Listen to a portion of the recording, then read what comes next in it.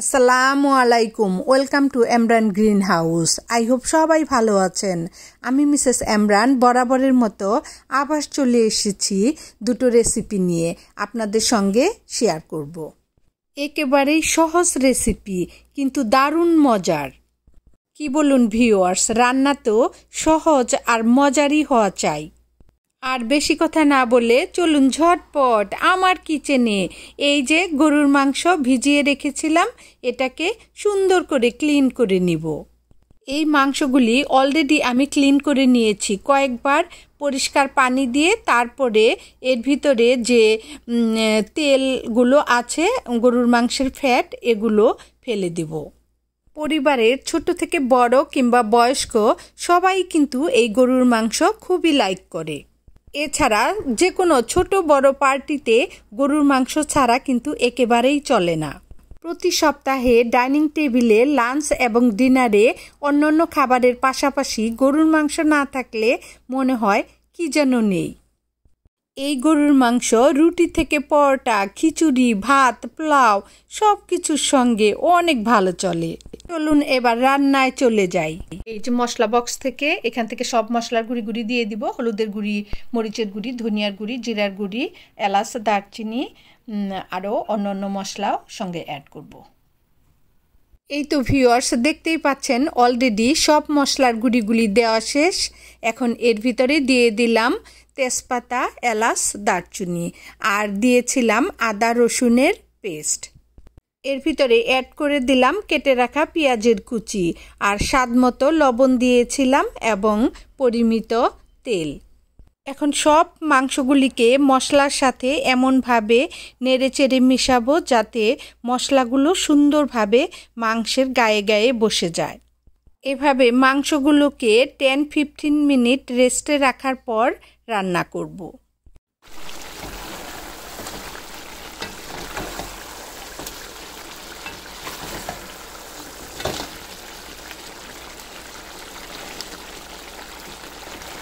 প্রথমে ভালোভাবে কষিয়ে নিলাম, তারপর সিদ্ধ হওয়ার জন্য গরম পানি অ্যাড করে দিলাম।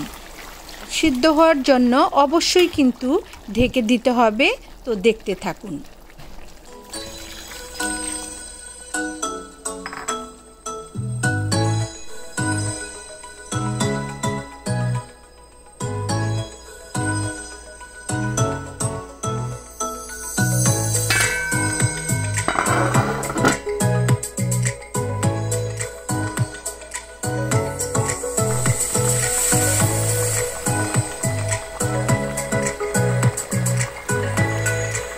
মাংসটা এভাবে সিদ্ধ হতে থাক। চলুন আপনাদের সঙ্গে আমার গার্ডেনটা শেয়ার করি। দেখো বন্ধুরা, আমাদের গার্ডেনে অনেক রকমের ফুল, টাইমস ফুল, বিউটিফুল আর 9 o'clock ফুল, এছাড়াও আরও আছে অনেক ফুল।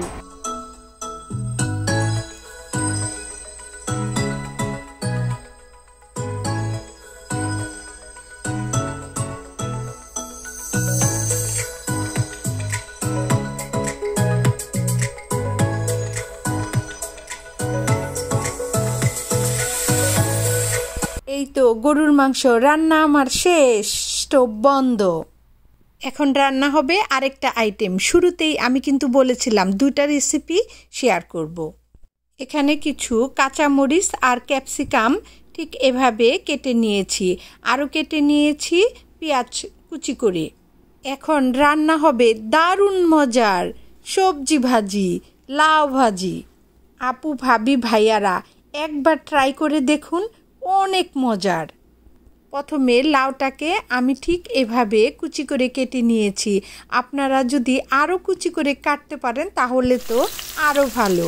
একটা ফ্রাই প্যানে পরিমিত তেল, তার ভিতরে পেঁয়াজের সব কুচি আর কাঁচামরিচ আর ক্যাপসিকাম কাটাগুলি দিয়ে দিলাম।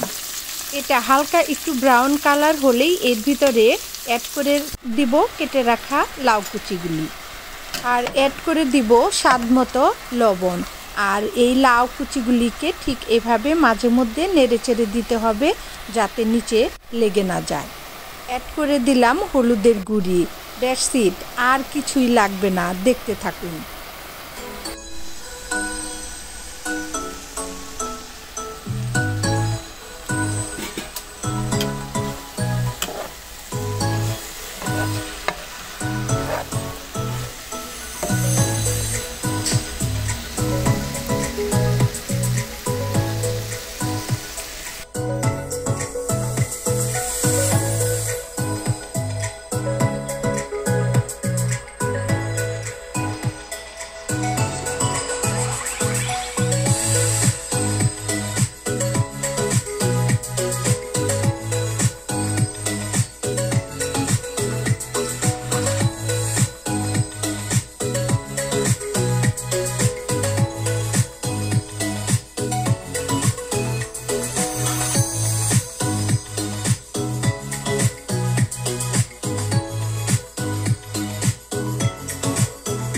লাউ ভাজি আমার শেষ। Thank you so much viewers ভিডিওটি দেখার জন্য।